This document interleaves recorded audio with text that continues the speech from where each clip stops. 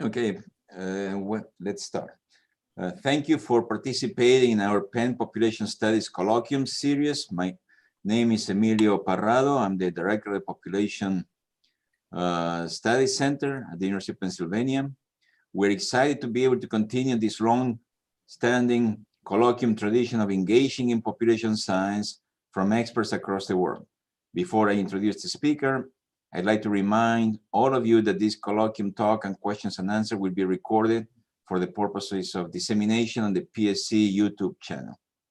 As you may have noticed, your video and audio is turned off. This is intentional, so don't be alarmed. Please submit your questions through the question and answer tool. At the end of the talk, I will call on people to ask their question using their own voice. We will give preference to questions from graduate students and postdocs. If you're a student or postdoc with a question, please indicate so in the questions and answers. If you do not wish to be called on, please submit your questions anonymously.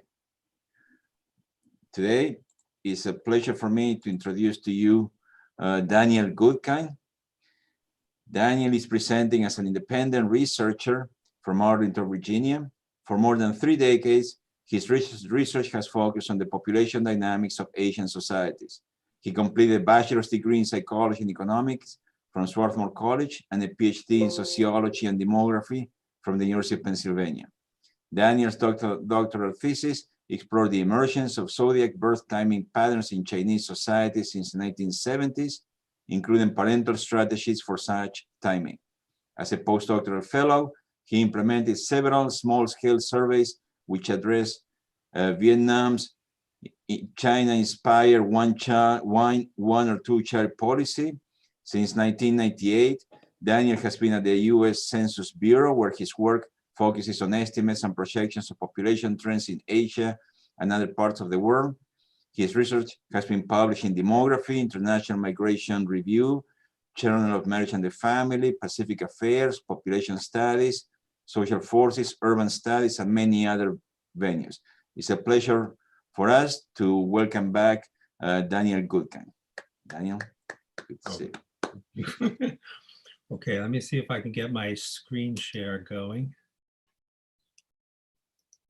There we got that. Can you see this? Yes. Yeah. Okay, very good. Just want to check. Yeah. Okay, thank you, Emilio, and thank you everyone for joining us. Good morning, good afternoon, good evening, or good nightcap if you happen to be joining us from Asia. I'm going to start with this slide. Oh goodness. Okay, that works. Okay, this slide is, I guess some of you may know who Gary Lineker is. He's one of the great British footballers. Is it true he never got a yellow card or a red card in his entire career? That's pretty amazing even for a striker. But I'm not in the Twitterverse, but one day I was just exploring there and I found this comment, which I found particularly apropos for this presentation.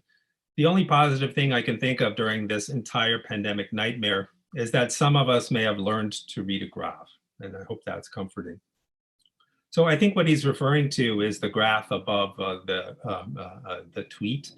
The concept of a flattened curve helps you to imagine a counterfactual or a sort of parallel universe. The blue curve is representing something that's kind of frightening that we are afraid is going to occur in the future. And the red curve is showing you what you might get if there's a policy intervention. So this pretty well encapsulates the flattened curve concept. So I have borrowed the concept of a flattened curve today because it describes so well the impact of China's half-century attempt to control its population. But today is also a cautionary tale.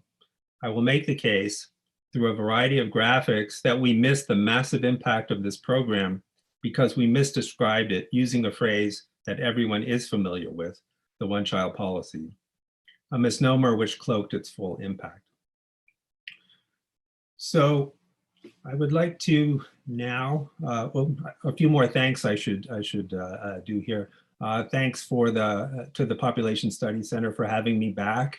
It's been a few years.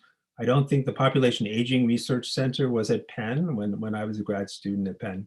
And thanks also to the Center for the Study of Contemporary China for co-sponsoring this presentation. I hope I haven't maybe overpromised with the title here. Last week, there was an essay published in the Atlantic magazine about how there are no biographies out there about Xi Jinping. And if you're joining us today from the China Studies world expecting an unknown nugget to be presented at this presentation, I'm going to disappoint you. I'm going to be painting in broader brushstrokes here today. China Studies specialists, you can correct me if I'm wrong here, but I don't think the rise of China was a surprise to anybody around the world. It seemed pretty much inevitable. But I think the rise of Xi and the rise of authoritarianism was surprising to a lot of people. So I'm going to use my accessory wall here. I think perhaps it looks like we might have misread the tea leaves at the bottom of this cup here. Or it could have been that maybe there were some swirling forces inside the teacup which prevented those prognosticative leaves from falling to the bottom. So at the end of this presentation, I'm going to sort of go through or summarize some of those forces that I think might have prevented us from having a better sense of what was going to happen. Oh, I should have clicked on that. Okay, that's the cloaking. Let's see if I can move this slide over on my screen. Okay, so I'm going to read this slide. So China's birth restrictions have polarized observers for 4 decades.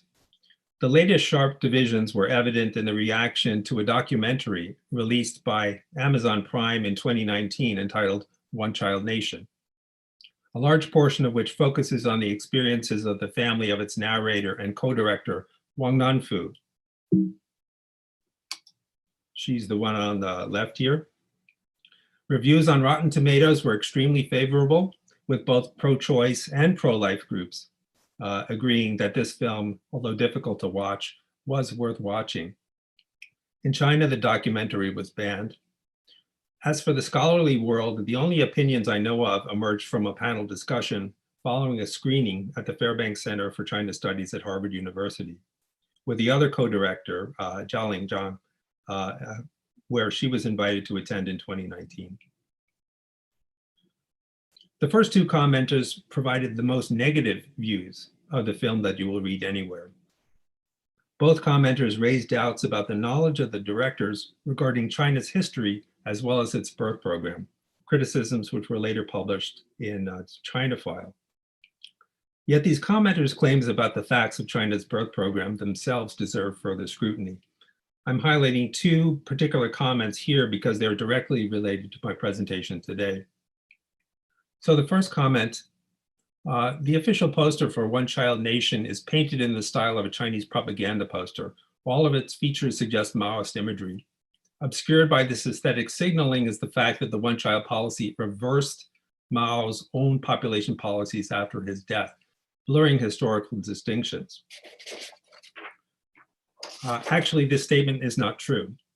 Although Mao Zedong favored high birth rates at times in the 1950s and 1960s, during the last 6 years of his life, with his endorsement, China had one of the sharpest declines in birth rates in history. And I'll show this to you on a timeline in a few slides, but for now, I'll just show you this policy poster from 1974. Mao would live 2 years after this. The poster basically says birth planning or planned births are a good thing. And you see a lot of images of Mao in this poster. He's on the wall up here. You've got the cap and the tunic, and you've got the little red book and the white book here. So there's a lot of Mao in this poster. Now, the second commenter says that the film's biggest distortion is the claim that accounts gathered from one extended family and a few others in 2 provinces add up to an overarching truth about the entire nation. What the film does show is a story about particular times and places. In fact, I think the biggest distortion is this very statement, which can only be true if we narrow the definition of China's population control program to certain subfeatures. But as I will show, the program as a whole was pervasive, and its demographic impact was massive, findings which are incompatible with any attempt to delimit the program to certain times and places. I did have one criticism of the film, because it reinforces the phrase by which most people have known this program, the one-child policy. A more accurate label would be, pardon to deface the poster here, a more accurate label would be a 1 or 2 child policy, a phrase which is familiar to me, as that is the official phrase that Vietnam used to describe its China-inspired population policy when I did my postdoctoral fieldwork there in the early 1990s. Here is a Vietnamese propaganda poster doing pretty much the same thing. Mandarin speakers Mei Cha Ting, every family, very similar in Vietnamese, Mui Gia Đình, Chỉ có một hoặc hai con, which literally says every family should have 1 or 2 children. What I learned, however, is that the penalties and scope of enforcement of Vietnam's program were nowhere near as strict as in China. So I've actually been at this quite a long time. This is the first paper that I wrote on this issue from 29 years ago. I wrote this, I think this was the first paper I wrote after completing my dissertation. And I never tried to publish this working paper. I pretty much wrote it for myself. I was about to do a year of fieldwork in Vietnam, and I had heard that they had a 1 or 2 child policy there. And I was just trying to get a sense of what the impact was of China's birth policies on its population. So that's basically where this came from. I'm going to skip this. I'd love to talk about dragon babies, but I don't have enough time today to do that. So, pardon the Shakespeare. Since that time, we really haven't had a lot of estimates about the impact of this program on China's overall population. In 2015, Nicholas Eberstadt, perhaps one of the most visible demographers in the United States, testified before the US Congress. And this is what he said: among the many unanswered questions concerning coercive birth control in China, the most important and also surprising is its ultimate demographic impact. Strange as this may sound, demographers have yet to offer a methodologically defensible estimate of just how much this ruthless adventure in social engineering has actually altered China's population. So I wonder what, assuming Congress is paying attention to us, what would they think from this statement? Basket weavers are supposed to weave baskets, and we demographers are supposed to provide estimates of demographic things. So I almost took this statement as an invitation to revise the paper that I wrote 30 years ago and to try to answer that most important question that Nick Eberstadt identified.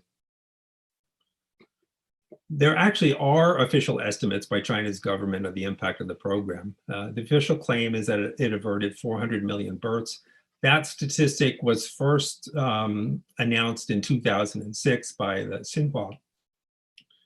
And that refers to the 30-year period before, so that refers to 76 to 2006. And that actually precedes by a little bit the one-child decree, which was in 1979. Pardon. In 2011, the People's Daily said pretty much the same thing: 400 million births over the last 30 years. And again, the timeline has moved forward. And then once again, you have Xinhua in 2016 giving the same number. But here again, in historical time, it's moved forward.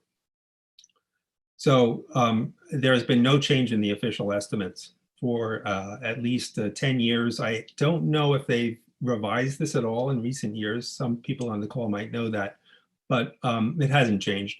And as I'll show you in a few slides, this is really impossible. The effect of the birth program should have been increasing over time. So here are some of the here's some of the criticism of that official estimate.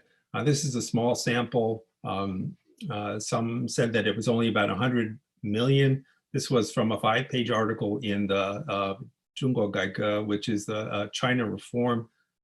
I don't know if China Reform is still publishing or not. There's a recommendation to take it with a grain of salt. It's a myth and entirely bogus. And then we have Amartya Sen, a Nobel Prize winner, who suggests that the fertility fall in China was due less to compulsion than reasoned family decisions in line with its development. And he wrote a lot about this in the 1990s, and also again when China lifted the one-child limits in 2015. Okay, here we go. In 2017, I published an article in Demography with a set of estimates, and I concluded that the official estimates were plausible. And there was a heated reaction. This is the phrase that the editors of Demography used to describe what happened after it was published. A couple months later, there was an article in Science magazine covering the heated reaction. It was referred to as a numbers game and a house of cards. There were some other accusations made that had been repeated just last year. And yeah, I debated whether or not to present this, but these are things that people are writing, so I'm going to show you what has been said.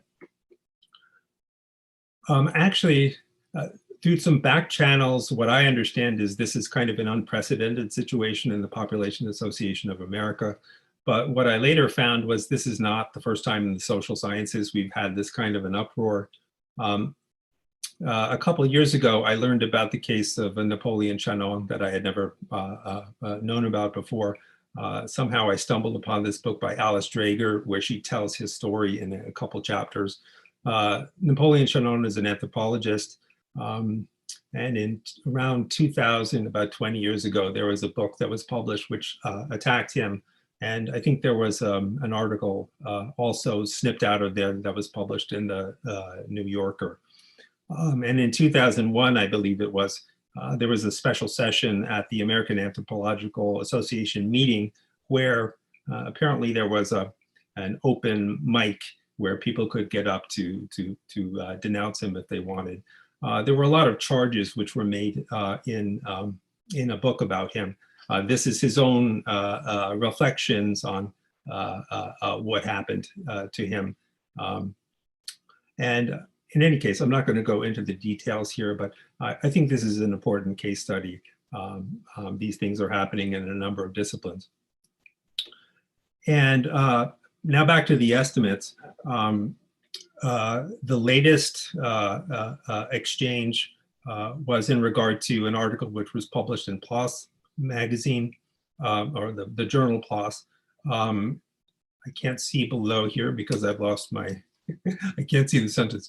But there was a claim that based on an analysis that the one-child portion of the program might have even been pronatal in China rather than antinatal. Later on, through a statistical analysis, they found that it was not statistically significant at all.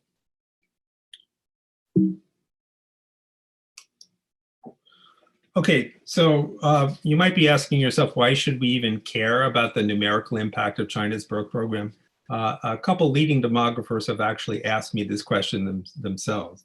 So I'm going to provide some answers, I hope, to this very good question. Well, first of all, in the age of COVID, I hope nobody needs any reminder that we really need to have good estimates out there. And I think some people like to say that they look beyond the numbers. I think it's important that we begin by looking at the numbers and consider each one is a human being. In terms of scope and representativeness, when we have well-grounded estimates and compare that to China's total population or households, we get an idea just what the impact was in China's society. By doing that division. Impatient authoritarians and the rise of China thing. Lower birth rates typically, we think, enhance economic development by changing age structure. and demographers refer to this as the demographic dividend. So we should ask, to what extent was that rise, or the rise of China, accelerated through its compulsory birth quotas? And lastly, the question, could we see, the better to see the future with, China didn't really do much to loosen up the control over births after 1978, the way that it was engaging in market reforms. And I think there are two ways that you can read those tea leaves. You might presume that the unceasing control was a lagging indicator of reform. That is, it was a temporary outlier that was destined eventually to follow the same path as the other economic reforms. Or could it be a leading indicator, that being of the ongoing pull of authoritarianism? So now I'm going to show you the historical timeline of birth rates in China, and I'm going to try to relate that timeline to the phases of the birth limitation program. So here we're looking at what we call the total fertility rate in China between 1950 and 2020. The total fertility rate, if you're not a demographer, here's a definition. It's the total number of births that the average woman would expect during her lifetime based on the birth rates by age observed in any given year. So that's kind of a mouthful, but it's a pretty good summary measure of this thing here. So for instance, in the 1950s in China, women should be expected to have had about 6 births. But for those familiar with the demographic transition concept, China's fertility pattern has been quite, it hasn't been a smooth transition from high to low. It's been up and down, kind of like a roller coaster. So here we have a summary of the birth quota timeline. I'm actually going to start over here. Actually, the birth quotas really began in 1970, but let me start over here. You notice there was a huge decline in births in the late 1950s and the early 1960s. This is due to a famine that occurred after the Great Leap Forward. It was an attempt in China to try to shift resources out of less economically productive sectors and into the industrial sector. The aftermath of the Great Leap Forward was a disaster. The lowest estimates of the famine's impact is about 20 million excess deaths. That's about 3.5%, 4% of China's population at the time. And birth rates went down in tandem along with those excess deaths. So fast forward 10 years later, China began to put in place birth quotas of various kinds. There were leading groups of provinces that started to put those quotas in place. In the 1970s, the program was known as Later, Longer, Fewer, or Wanxishao, which encouraged later marriage, longer birth intervals, and fewer births overall. So it eventually evolved into a 2-child limit and sometimes allowing 3. 1-child restrictions began around 1980, but actually it only lasted about 5 years. That is, the vast majority of parents in China were only limited to 1 child during that 5-year period in the early 80s. Beginning in the mid-1980s, there was some unrest because, in large measure, because parents have son preference. Because if they were limited to 1 and they wanted to have at least 1 son, they might not be able to have at least 1 son. So in many rural areas after the mid-1980s, parents in rural areas, if the firstborn was a daughter, were allowed to have a second to try for a son. And then that was pretty much the dominant quota for over 2 decades. And then in 2015, China eliminated the remnants of 1-child restrictions. And they still have, my understanding, is a 2-child policy today. So you actually see that there's some continuity here. They started out with a 2-child limit in the 1970s, and that's what they have today. I think some people say that, I mean, to my mind, they didn't really create a new two-child policy in 2015. They just sort of got rid of the one-child restrictions, and so they reverted back to the two-child limits that had always existed. Okay, so why the all-in on Malthus? Well, I think what China was trying to do by limiting births is they were trying to prevent, they were worried that rapid population growth would eat up whatever economic gains were being made. That's the explanation that I think many people have heard about.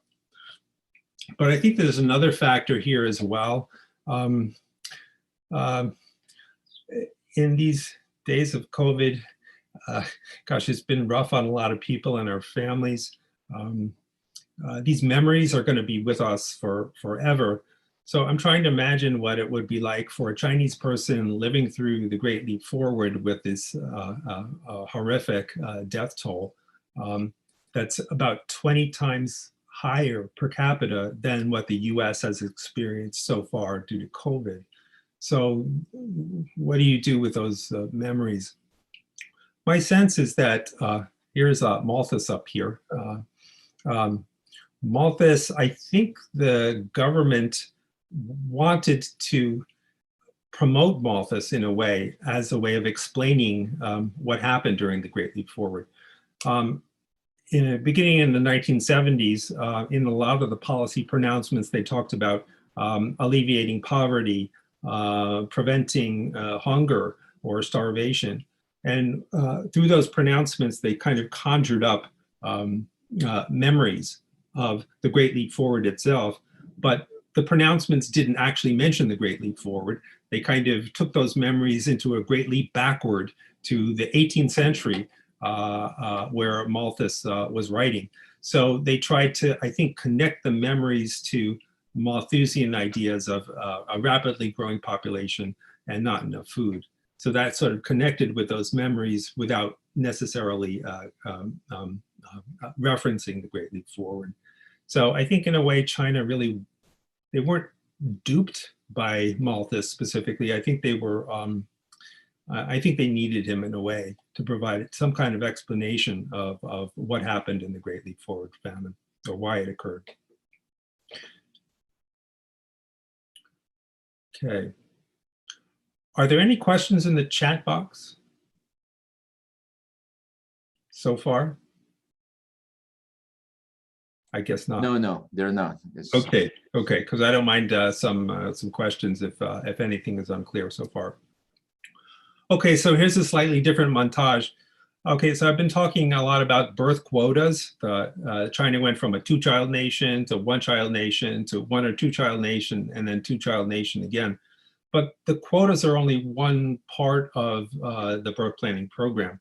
It's important to consider what were the penalties and enforcements and surveillance mechanisms. I mean, technically, birth quotas won't have any impact if they're not enforced. So here's kind of a summary of penalties, enforcements, and surveillance during various eras. This is just kind of sketchy. It's not comprehensive. So in the 1970s, they developed these leading groups of provinces to promote the program. There was a collective system in the rural area in the 1970s, so that collectivization helped to improve surveillance to see that whether people were complying or not. Some of the penalties included withheld perks from brigade leaders if people didn't comply. In the strict one-child era, fines were increasingly enforced. There were some sterilization waves, particularly in the 1980s, which accounted for some of the jagged, it's covered up here, but some of that jagged pattern of fertility there. And there was an increased bureaucratization of the birth planning program. And then in 1991, even though they had loosened up the program from a strict one-child limit to one or two, they tried to create a stronger, enact stronger enforcements of the looser quota. They made officials personally responsible for enforcing the program. Fines were expanded beyond natal parents to include adoptive parents. out adoption had been a kind of safety valve until then, but they made the penalties just as great against an adoptive parent as a natal parent, and the fines were doubled from about like 1 or 2 years annual wages to 2 to 5 typically. So it was like the size of a home mortgage basically. So that's the program. So now here's the question that I think has preoccupied the field in recent years. It's how much smaller is China's population due to the one-child policy? So I think what this question is asking is, well, what does this question mean given that China already had 2 limits in place in the 1970s? And I think the answer is, what was the additional impact of the tightening to one-child quotas, along with whatever they were doing post-collectivization after 1980?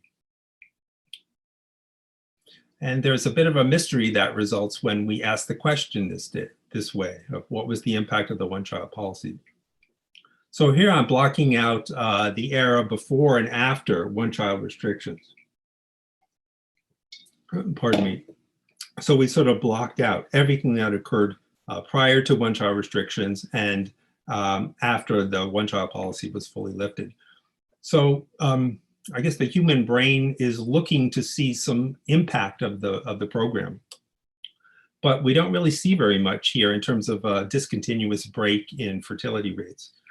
We can see that through this counterfactual here. This is based on a 16-country average, and I'll tell you more about that in just a moment. Based on a 16-country comparative average, starting at the same point, you see, based on kind of a development model here, that's what it looks like as our comparator. So if the one-child policy had an impact, you would expect to see the red line below the dotted purple line. But instead, we actually see the red line above the expected amount based on those 16 countries. So it appears that the program, the one-child program that we've heard so much about, might have even been a pronatal policy. I mean, that seems to be the implication of the graphic. But I think we should ask ourselves whether that makes sense. How could it not have an impact given everything that we know about it? There were 41 million sterilizations between 1981 and 1985. That's about 1 in 4 Chinese women of childbearing age who had at least 1 child. That's my back of the envelope calculation. There were 7 or 8 million workers who joined this huge birth planning bureaucracy to surveil and enforce birth quotas.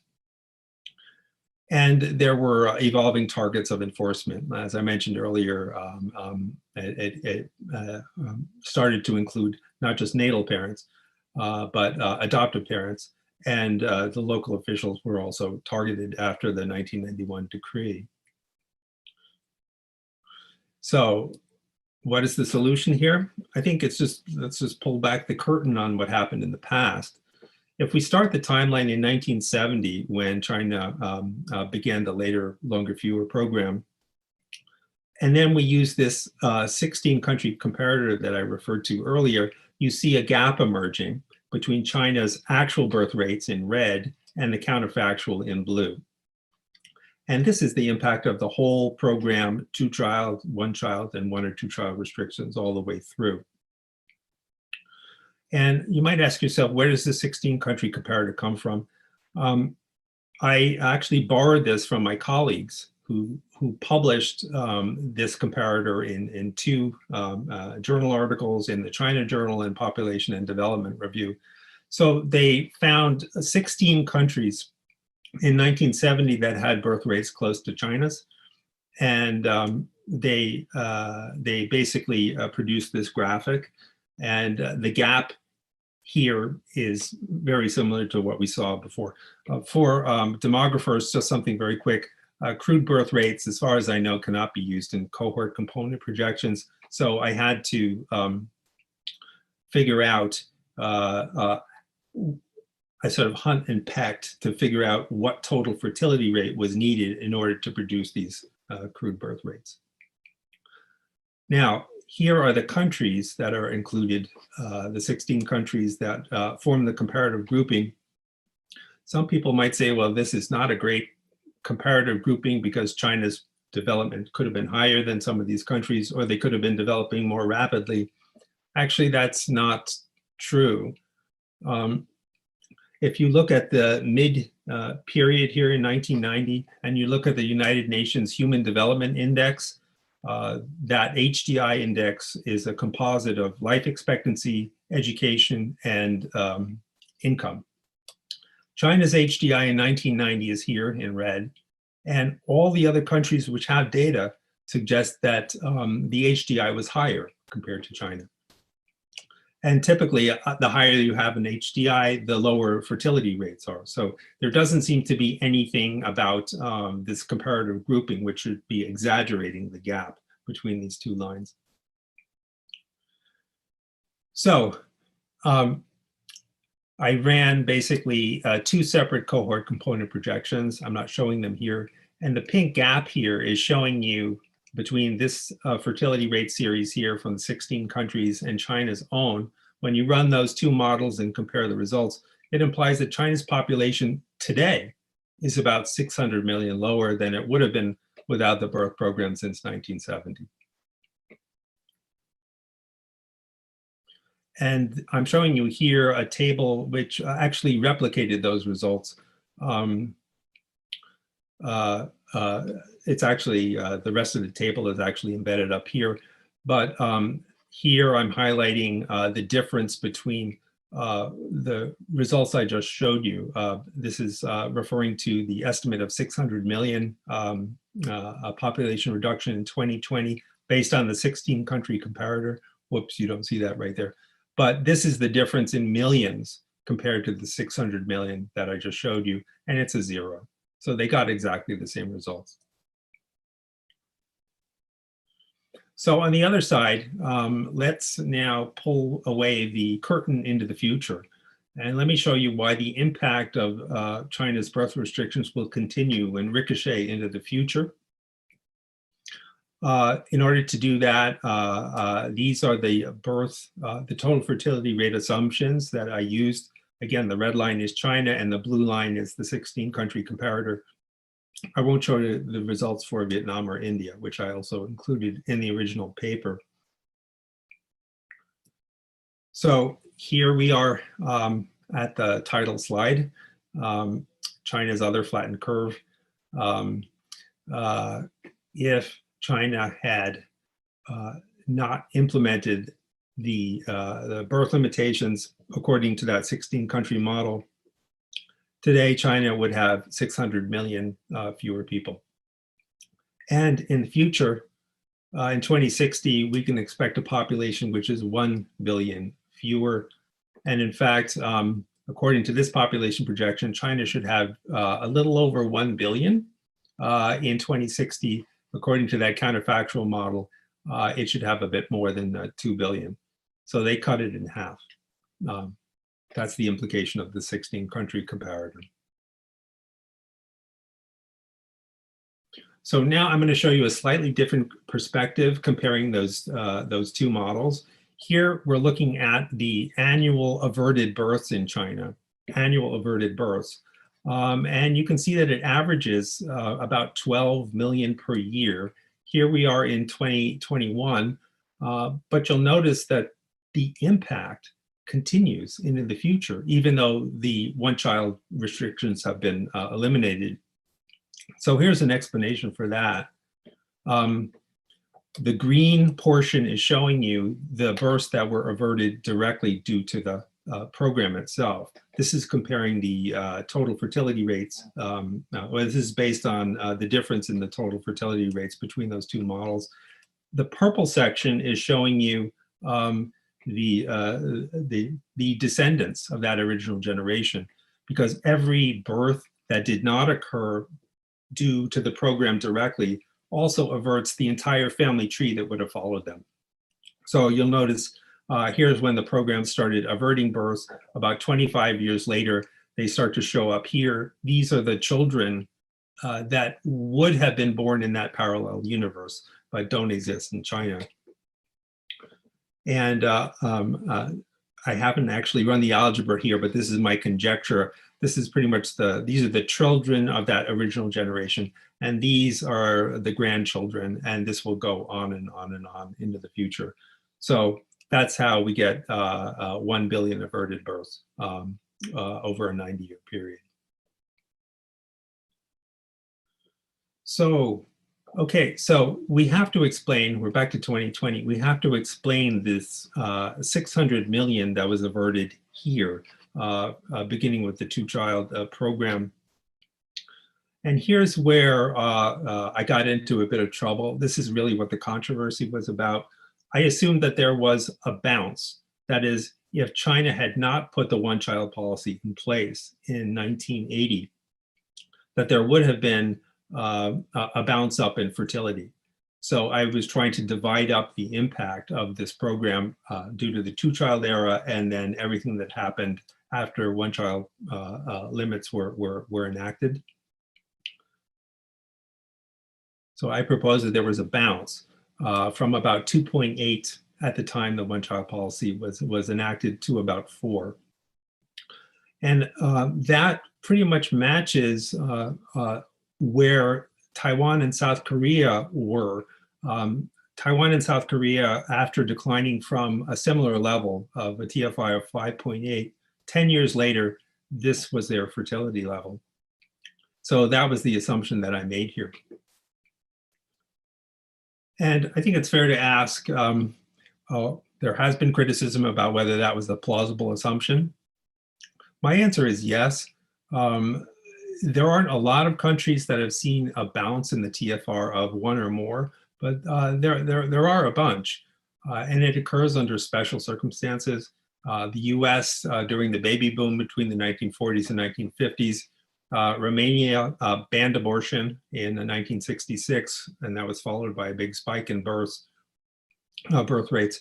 Rwanda after the genocide in the mid-1990s, and China itself after the Great Leap Forward.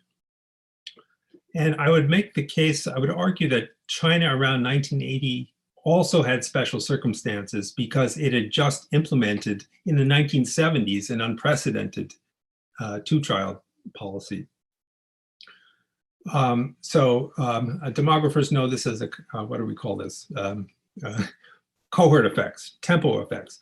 So following the unprecedented two-child restrictions in the 1970s, presumably young parents would want to make up for that lost childbearing in the 1980s. And also the two-child program of the 1970s was effective because of collectivization, yet China dismantled that system starting in 1978.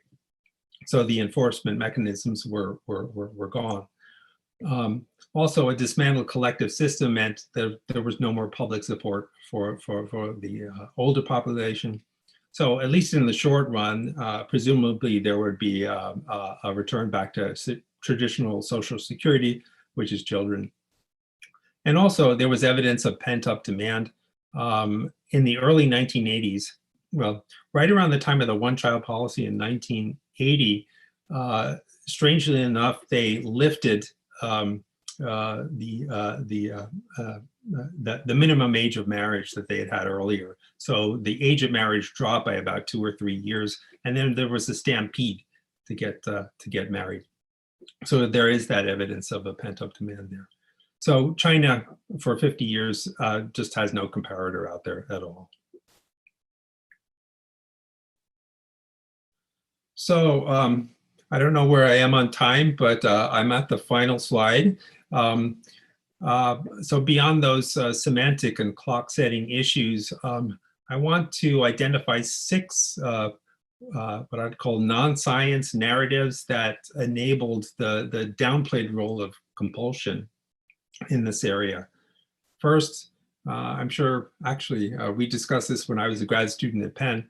Francis Fukuyama wrote an essay called The End of History. The question that he was trying to answer was not why authoritarianism was succeeding, but why was it everywhere failing? This was the era where the Berlin Wall came down and the Soviet Union was breaking apart. Second, Amartya Sen, I mentioned him earlier. He argued in the 1990s that China's fertility decline resembled that of Kerala, India, which didn't have any compulsion. So his argument was authoritarianism wasn't exactly, or wasn't necessary. And then we have Susan Greenhalgh. I mentioned earlier, she talked about what she calls the coercion story, and she felt it was overemphasized from a Cold Warrior mentality. And she shifted the blame in a way in her writing from of the one-child policy away from what apparently she saw as a good and benevolent government to a small group of evil rocket scientists. Fourth, this is a difficult one. I'm a supporter here, but international family planning or international family planners have called for voluntary programs, yet I think there's a discomfort in talking about those countries that do employ compulsory programs and their impact. To the colleagues who called for the elimination of compulsory one-child limits, there seemed to be this seesawing story here. They were arguing, there were two different stories. One is that compulsory one-child limits should be ended because they restrict choice. But then there was another current saying that the limit should be removed because they didn't need them any longer. And this is the one that is probably the most difficult going forward. And that involves what's acceptable when it comes to dissent in China and the narratives that we find comforting. I think government compulsion is sometimes an embarrassing conversation to have and a difficult one. I think for a lot of folks, it's easier to talk about the economic miracle. And I do see a lot of this in recent literature. This is kind of a substitute explanation for why China's birth rates fell as low and as early as they did. So I'm at the end. Thank you for listening. I think I forgot to say earlier, Happy New Year. Friday is the first day of the year of the ox. Hopefully it's going to be a good year. Thank you, Daniel, very much for a very interesting presentation. We have a number of questions. I'm going to start with Valerie Hudson. Valerie, do you want to ask your question? You want me to read it? You go ahead and read it. That's fine. Oh, okay. The question is regarding your estimates of aborted birth due to disappearing mothers. Is there an additional effect due to the fact that a greater number of future mothers than future fathers were removed from the population? In other words, what impact does sex-selective abortion and female infanticide have on this overall picture? Right. Okay, well, to make those estimates, to get the cohort component projection to work, you need to put in the sex ratio at birth into the program, because the program figures out what the birth rates are, and then it generates births, which come in at age 0. But then you need to tell it how to divide those births between males and females. So technically, if you've got the correct inputs there, then I think that should answer your question, because they should be incorporated in the model itself. Thank you. The next question is from Harp Smith. Harp? Oh, I've quit asking questions. It's just a comment. Okay, the comment is, Daniel, in defense of your thesis that fertility would have been higher in the 1980s, in 1986, with the closing of a small hole or whatever, loosening up, fertility spiked in many areas. This said, by the 1990s, the program seemed to have dead-ended people's capacity to resist, as per an article of Giovanna Merli in Demography in 2002. So basically, this is in support of your expectation of rising fertility. Herb, do you want to add something to it? It's all I know. Okay. The next question is from Jay Fitz.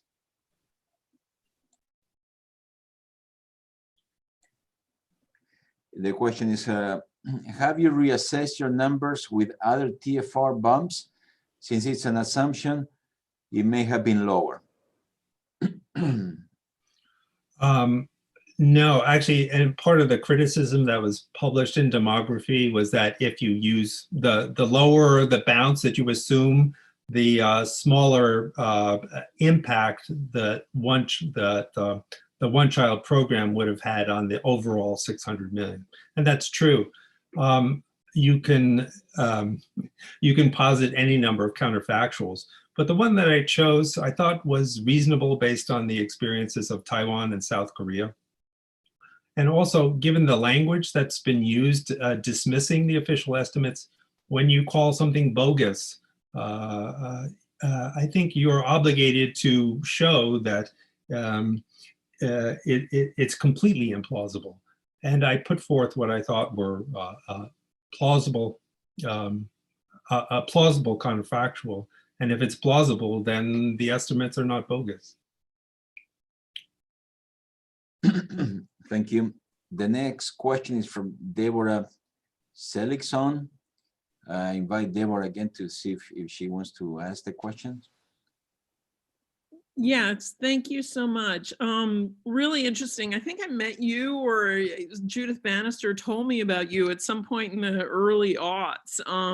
And I have two questions. One is this question of whether they were thinking about Malthus, this idea that you have that they were explaining the Great Famine to their own people.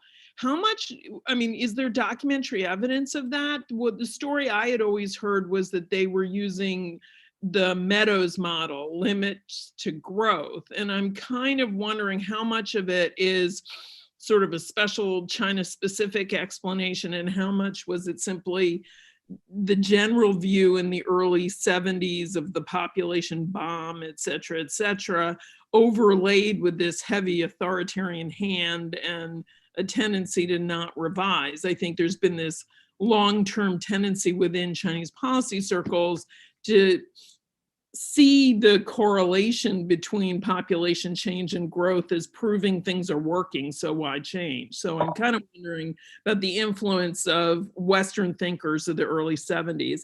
And then my second question is, when I learned about you originally, you were working on a paper about how many missing girls reappeared in primary school enrollment, that, you know, they weren't reported as births, but then they showed up at school.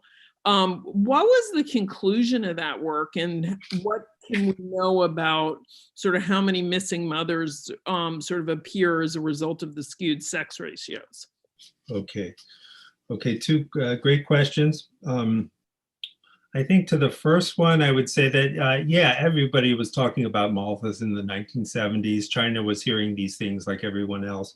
But I think given the situation with the Great Leap Forward, I do think that this became a way of for them to deal with the memories that existed there. Missing girls, I actually did not work a lot with the I might have had one graphic that included the education data.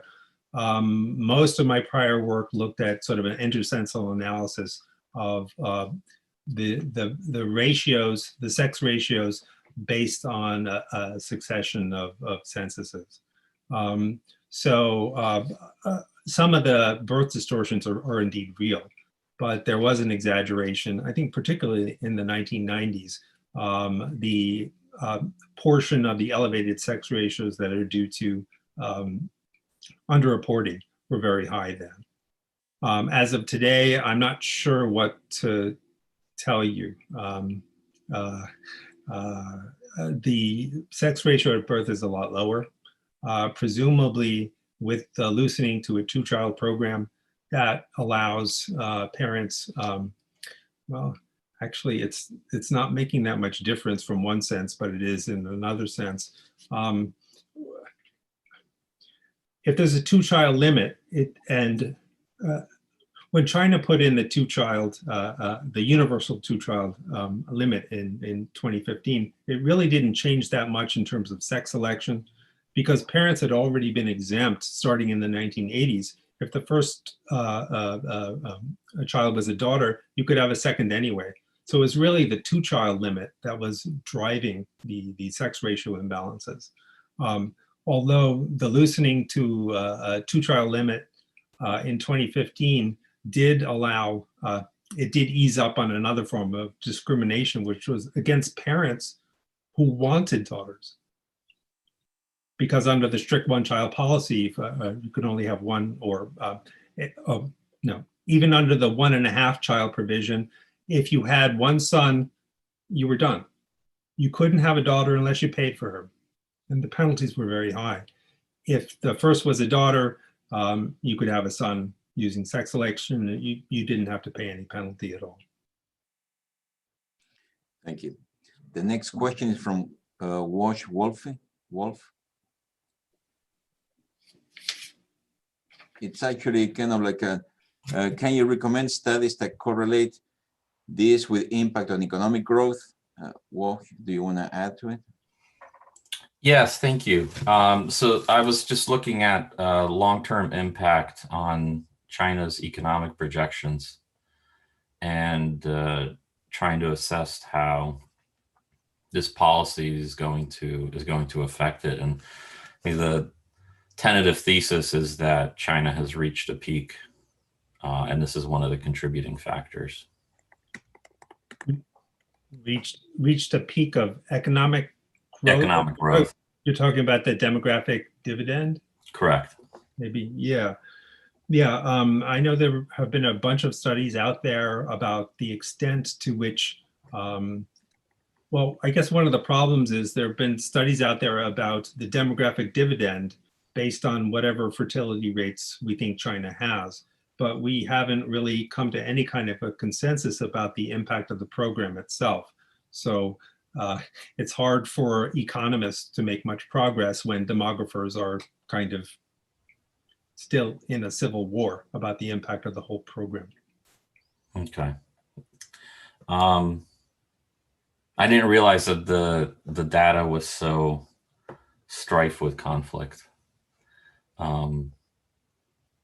I guess I'm wondering, is it, well, it's hard to ask, is it an accurate layperson assumption to say that the one-child policy is going to have a negative impact on their economic growth? Yeah, you're taking me a bit far from my comfort zone. As a demographer, I can tell you what the demographic effects are, but when we go into the economic realm, there are lots of different moving pieces. So I'm not sure. I'm not sure what the answer is there. Okay, thank you very much. I appreciate you answering the question. Thank you. The next question is from Stan Baker. Stan? Yes, I was going to ask, thank you, Daniel. I missed part of it because I forgot to turn it on. Anyway, could you comment on, I've heard reports that, can you hear me okay? Yeah? Yeah.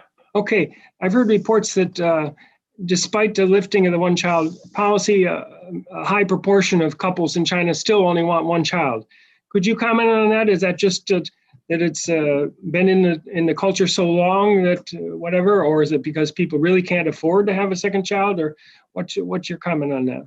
No, I think it is true. I think over time, due to developmental forces, I mean, some of the criticism of my work is that I'm trying to deny the forces of the demographic transition, education, rising incomes, which tend to bring fertility rates down.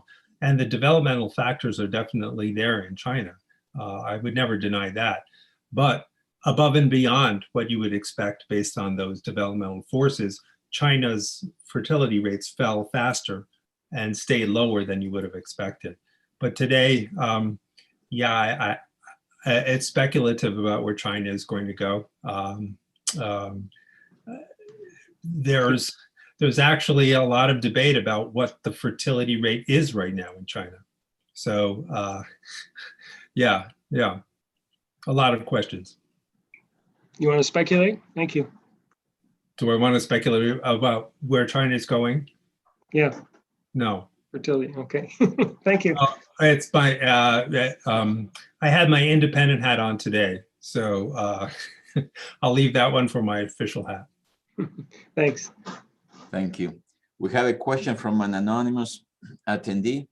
I'm still confused why you want to start your counterfactual estimate in 1970, but not 1980, when the one-child policy was implemented to estimate the effect of this policy.